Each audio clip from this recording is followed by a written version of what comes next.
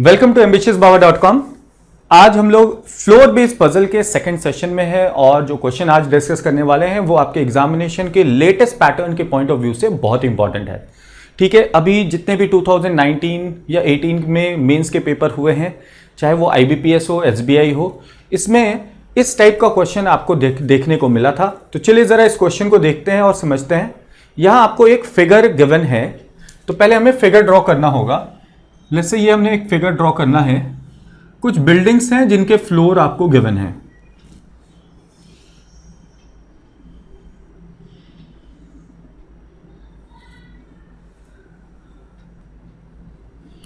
Okay, ये बताया गया है कि ये 5 अलग अलग बिल्डिंग्स हैं।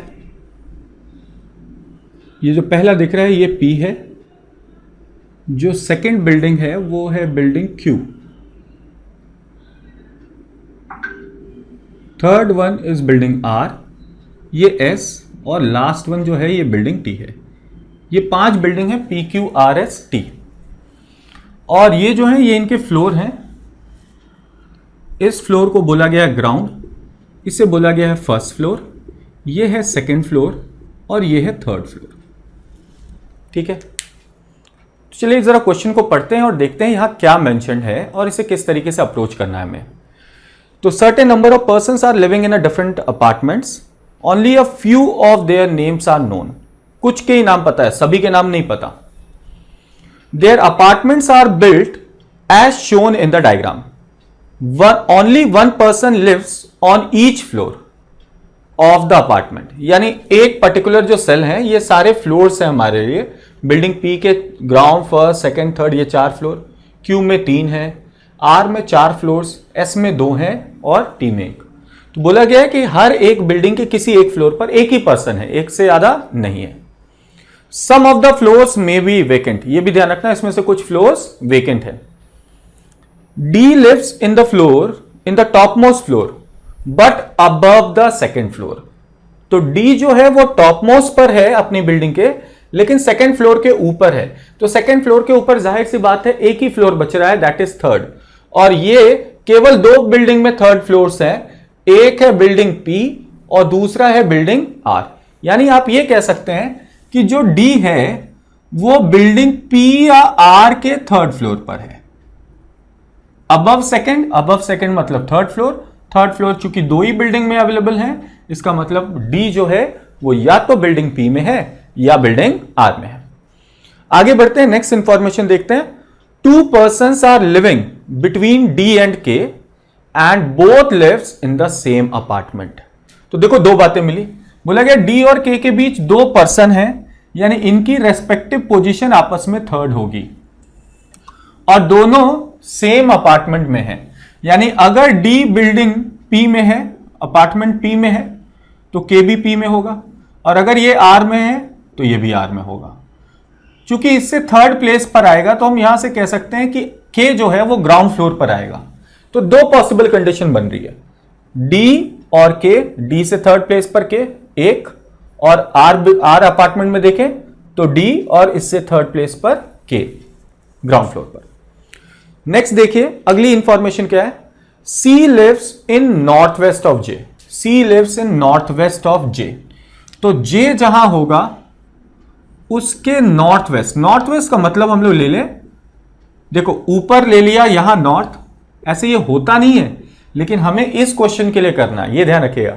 जब हम बिल्डिंग की हाइट की बात करते हैं तो वो हाइट नॉर्थ में नहीं होती, ये एक लॉजिकल एरर है इस क्वेश्चन में, ये ध्यान रखना, ये कोई नहीं बताएगा।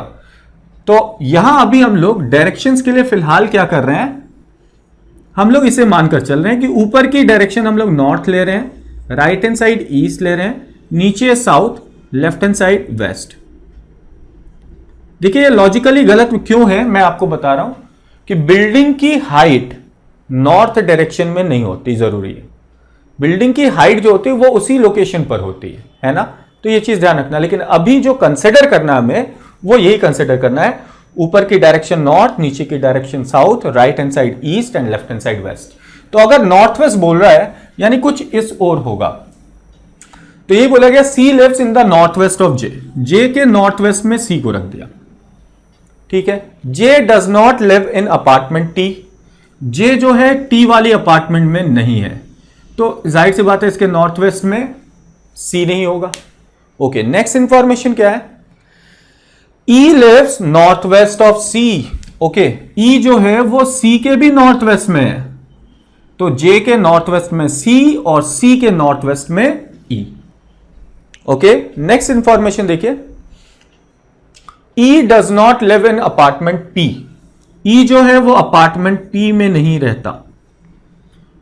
तो इसका मतलब समझोगे, ई अगर अपार्टमेंट पी में नहीं है और जाहिर सी बात है इसके नॉर्थ वेस्ट और इसके नॉर्थ वेस्ट, तो आप ये भी कह सकते हैं ई राइट हैंड साइड से एक दो अपार्टमेंट में नहीं हो सकता।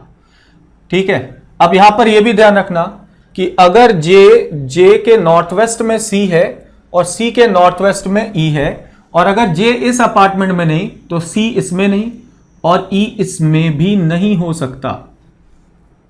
ठीक है, कैसे? चूंकि जे के नॉर्थ वेस्ट में सी और सी के नॉर्थ वेस्ट में ई, आप सी को जे को यहां रखेंगे तब सी यहां आएगा और फिर ई इस अपार्टमेंट में कहीं आएगा। तो चूंकि जे यहां आ नहीं सकता, इसका मतलब अब हमारे पास एक ही पॉसिबल कंडीशन बची, जे के नॉर्थ वेस्ट में सी और सी के नॉर्थ वेस्ट में ई केवल और केवल अपार्टमेंट क्यू में आ सकता है, ना ही पी में आ सकता है। यह क्वेश्चन में गिवन था और हमने अभी बात किया एस और टी में पॉसिबल नहीं, क्योंकि इसके साउथ ईस्ट में दो अपार्टमेंट आने चाहिए ईस्ट की ओर, और यहां भी नहीं क्योंकि टी जो है अपार्टमेंट है, उस अपार्टमेंट में जे पॉसिबल नहीं है। तो जे सी ई की केवल एक पॉसिबल कंडीशन हमारे पास आ रही है, इसलिए हमने जे सी ई को पुट कर दिया। मेरे ख्याल से ये समझ में आ गया होगा आप लोगों को। चलिए आगे बढ़ते हैं, नेक्स्ट क्या बोल रहा है? G lives in odd numbered floor. तो जी एक ऑड नंबर फ्लोर पर है। ऑड नंबर्ड हमारे पास दो ही हैं, एक तो फर्स्ट और एक है थर्ड। तो जी या तो किसी बिल्डिंग के फर्स्ट फ्लोर पर है या थर्ड फ्लोर पर है। ठीक है, ये एक इंफॉर्मेशन मेंशन है। ओके, नेक्स्ट क्या बोला गया? ए लिव्स साउथ वेस्ट ऑफ जी। तो ए जो है वो जी के साउथ वेस्ट में है, तो मैं यहां लिख दे रहा हूं। अब ए या तो फर्स्ट फ्लोर पर है या थर्ड पर है, और ए का साउथ वेस्ट, ध्यान रखना साउथ वेस्ट मतलब दोनों के बीच, तो इन दोनों के बीच यानी नीचे की ओर ए को रख लेंगे। तो ये डायरेक्शन मान लिया अभी हमने साउथ वेस्ट, तो जी के साउथ वेस्ट में कौन है? ए है। चलिए अब ध्यान से देखते हैं आगे की इंफॉर्मेशन हमारे पास क्या है। कुछ चीजों को अब समझो जरा। देखो, जी के बारे में मेंशन था, जी किसी बिल्डिंग के फर्स्ट या थर्ड फ्लोर पर होगा, यह बात एक मेंशन थी। पहली बात, अगर जी किसी बिल्डिंग के फर्स्ट फ्लोर पर है, किसी भी बिल्डिंग के, तो उसके साउथ वेस्ट में ए ग्राउंड पर आ सकता है, बिल्कुल आ सकता है। और जी थर्ड फ्लोर पर हो तो ए इसके साउथ वेस्ट में आ सकता है, बिल्कुल आ सकता है। इन दोनों चीजों से एक चीज का तो पता चला कि जी जो है वो बिल्डिंग पी में नहीं हो सकता। क्यों? क्योंकि इसके साउथ वेस्ट में ए को रखना है। अगर जी को इनमें से किसी भी एक फ्लोर पर रखेंगे तो साउथ वेस्ट में कोई भी फ्लोर अवेलेबल नहीं है, तो ये पॉसिबल नहीं है। चलिए नेक्स्ट देखिए, there are two apartments between A and I. A और आई के बीच दो अपार्टमेंट हैं, इसका मतलब ए से आई की पोजीशन शुड बी थर्ड। ए से आई की पोजीशन शुड बी थर्ड। अभी नहीं पता कि ये आई राइट साइड होगा या लेफ्ट साइड होगा, हमने कोई एरो मार्क प्लेस नहीं किया है, लेकिन ए से थर्ड प्लेस पर आई कहीं होगा। ठीक है, चलिए नेक्स्ट देखिए, नेक्स्ट इंफॉर्मेशन क्या है? A does not live in apartment Q. Apartment Q में ए नहीं है, यह भी बता दिया। तो अपार्टमेंट क्यू में ए अगर नहीं है और ए से थर्ड प्लेस पर आई है, ठीक है, यह ध्यान रखना है। ओके, अब नेक्स्ट देखिए क्या है? H lives immediately below I but not on the same apartment. तो एच जो है वो आई के नीचे तो है, आई के इमीडिएट नीचे तो है, लेकिन डिफरेंट अपार्टमेंट में है, सेम अपार्टमेंट में नहीं है, डिफरेंट अपार्टमेंट में। यह ध्यान रखना है आपने, ठीक है, इन दोनों का सेम अपार्टमेंट में नहीं होंगे ये। ओके, नेक्स्ट देखिए, नेक्स्ट क्या बोल रहा है?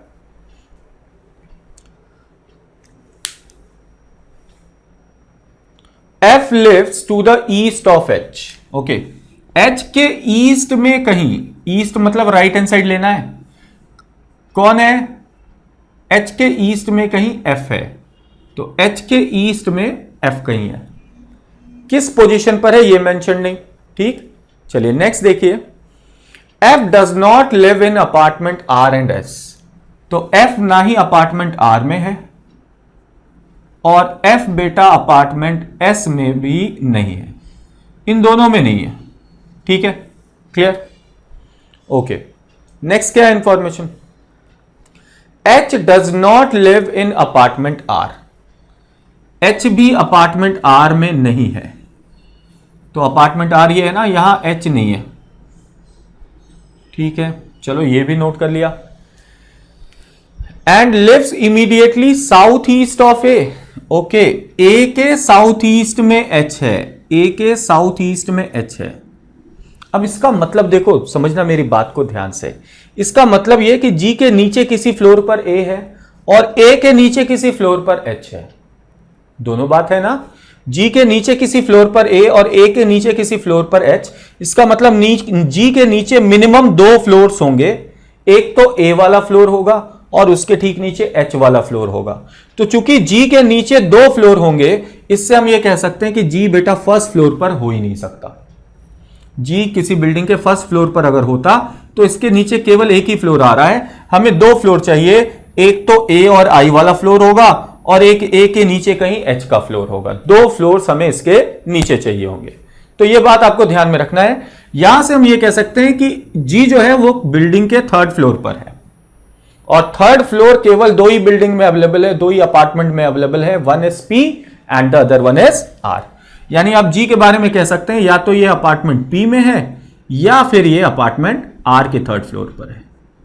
ठीक, ओके, चलिए नेक्स्ट देखते हैं। नेक्स्ट हमारे पास क्या इंफॉर्मेशन है, at least there is 1 apartment gap between I and K. I और के के बीच में कम से कम एक अपार्टमेंट का गैप है, यानी मिनिमम पोजीशन जो होगी वो 2nd प्लस की होगी। किसके किसके बीच में, आई और के बीच में, आई और के बीच में। चलिए अब जरा गौर से देखते हैं। हमें पता है कि 3rd फ्लोर पर एक बिल्डिंग में डी आएगा और एक बिल्डिंग में जी आएगा। तो हमारे पास 2 पॉसिबल कंडीशन है, हमें इन दोनों कंडीशंस को वेरीफाई करना होगा 1 by 1। एक कंडीशन, अगर मैं बिल्डिंग पी में डी को प्लेस करूं तो इससे फर्स्ट सेकंड थर्ड प्लेस नीचे के आएगा। ठीक है, के आ गया, क्लियर है। अब ये ध्यान रखिएगा, ये लेफ्ट राइट है, जरूरी नहीं, ऊपर नीचे भी ये हो सकते हैं, इसलिए ये चीज का ध्यान रखना है आपने। ठीक है, चलो आगे बढ़ते हैं। नेक्स्ट क्या है, तो ये हमने पुट किया डी और के को। अब इससे ये समझ में आ गया कि जी जो है वो बिल्डिंग आर में ही होगा। और चूंकि हमने बात किया था कि जी के, ऐसे भी देखो, जी के ईस्ट में, सॉरी वेस्ट में कहीं ए है, यानी जी के वेस्ट में कोई बिल्डिंग होनी चाहिए थी। इससे आप ये कह सकते थे कि जी बिल्डिंग पी पर हो ही नहीं सकता, यानी जी डेफिनेटली बिल्डिंग आर पर ही होता। और जी अगर बिल्डिंग आर की 3rd फ्लोर पर है तो आप डी के बारे में भी कंफर्म कर सकते थे कि डी जो है वो बिल्डिंग पी में ही होगा, यानी डी और के और जी की पोजीशन फिक्स हो गई है। ठीक है, अब जी के साउथ ईस्ट में कहीं ए, साउथ ईस्ट का मतलब इमीडिएट नहीं है, जरूरी नहीं इमीडिएट, कहीं भी हो सकता है। ये सारी पोजीशन साउथ ईस्ट की है। ठीक है, ये सारी पोजीशन साउथ ईस्ट की है, ये ध्यान रखिएगा, क्लियर। और ए को रखना है कहीं और ए से 3rd प्लेस पर आई। अब देखो, अगर मैं ए को यहां रखूं और इससे 1st, 2nd, 3rd प्लेस पर आई, अगर मैं ए को यहां रखता तो जी का साउथ ईस्ट तो होता, लेकिन 3rd प्लेस पर आई को पुट करने की जगह नहीं बचती। ठीक है, अब देखो ये भी बोला गया था आई और के बीच 2 मिनिमम एक बिल्डिंग का गैप होना चाहिए, गैप। तो क्या आई और के बीच देखो 2 बिल्डिंग आ गए, 2 का गैप है, यानी आई से के की पोजीशन बिल्डिंग की बात करें तो 3rd की है, बिल्डिंग की बात हुई है, सेम फ्लोर पे होंगे ऐसा नहीं बोला गया। और देखो ए के साउथ ईस्ट में कहीं एच आना चाहिए, तो ए का साउथ ईस्ट और ये सारी जगह बच रही है एच के लिए, ये सारे ए का साउथ ईस्ट हो जाएंगे। ए का साउथ ईस्ट, ए का साउथ ईस्ट और ए का साउथ ईस्ट, ये सारे ए के साउथ ईस्ट हैं। इनमें से किसी एक जगह पर एच आना है, जिसमें से हमें पता है एच बेटा यहां नहीं आ सकता, ये गिवन है। ठीक है, एच को हम यहां पुट नहीं कर सकते। तो अब हमारे पास H को पुट करने की एक ये जगह बची है और एक ये जगह बची है, दो जगह बची है, ठीक है। और देखो एक इंफॉर्मेशन ये भी है कि H के ईस्ट में कहीं F होगा, H के ईस्ट में कहीं F होगा। तो भैया H को अब यहां रखें तो ईस्ट में F के लिए दो जगह बच रही है, जिसमें से F यहां नहीं है, तो इसका मतलब F को यहां रख सकते हैं। अगर आप H को यहां रखते तो इसके ईस्ट में F के लिए जगह नहीं बचती, ठीक है। तो अब देखो H और F भी प्लेस हो गए, और ये भी देख लो I के इमीडिएट नीचे वाली फ्लोर पर H आना चाहिए, लेकिन डिफरेंट अपार्टमेंट में। तो I के ठीक नीचे वाले फ्लोर पर H है, लेकिन इनके अपार्टमेंट डिफरेंट है। तो मेरे ख्याल से जितने भी यहां पर्संस थे उन सभी को हमने यहां पुट कर लिया है, और ये हमारा क्वेश्चन होता है सॉल्व। एक एक करके सारे पॉइंट को पढ़िएगा, समझिएगा। यहां रेफरेंस के लिए डायरेक्शन को समझकर काम करना। जो नॉर्मल डायरेक्शन हम लोग लेते हैं नॉर्थ ईस्ट साउथ वेस्ट, इन डायरेक्शन की बेसिस पर हम अपने क्वेश्चन को सॉल्व करते हैं। चलिए, तो ये क्वेश्चन हमने अभी कर लिया है। मेरे ख्याल से आपको सब कुछ समझ में आ गया होगा। ये बिल्कुल लेटेस्ट पैटर्न का क्वेश्चन है। अगर आप बात करें 2019 के मेंस में भी कुछ इस तरह से क्वेश्चंस बने थे। तो आई होप सो जो भी मैंने समझाया वो सभी आपको समझ में आ गया होगा। ये वीडियो अगर आपको पसंद आ रहा है तो काइंडली इसे लाइक करें, सब्सक्राइब करें, और हाँ, जो भी आपके इनपुट्स हों उनको कमेंट में जरूर डालें, क्योंकि आपके कमेंट बहुत इंपॉर्टेंट हैं हमें अपनी क्लासेस को इंप्रूव करने के लिए। So thanks for learning from ambitious Baba. See you in the next video.